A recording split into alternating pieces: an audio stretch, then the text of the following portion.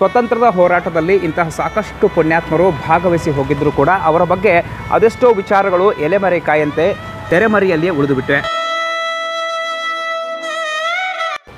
ಇದೇ ಸ್ಥಾನಕ್ಕೆ ನಾವು ನಿಂತಿರ್ತಕ್ಕಂಥ ಸ್ಥಾನ ಇದೇನೋ ಇದೇ ಸ್ಥಾನದಲ್ಲಿ ಚಟ್ಟೂ ಶಿಂಗಣ್ಣರನ್ನ ಗಲ್ಲಿಗೇರಿಸ್ತಾರೆ. ಒಬ್ಬ ಮುಸ್ಲಿಂ ವ್ಯಕ್ತಿ ಏನು ಮಾಡ್ತಾನಪ್ಪ ಅಂತಂದ್ರೆ 2 ದಿನ ಆದಮೇಲೆ ಆ ವ್ಯಕ್ತಿ ಆ ಹೆಣವನ್ನು ತೆಗೆದು ಮುಸ್ಲಿಂ ಧರ್ಮದ ಧಾರ್ಮಿಕ ವಿಧಿವಿಧಾನಗಳ ಪ್ರಕಾರ ಆ ಚಟ್ಟೂ ಶಿಂಗರ ಸಮಾಧಿಯನ್ನು ಮಾಡ್ತಾನೆ.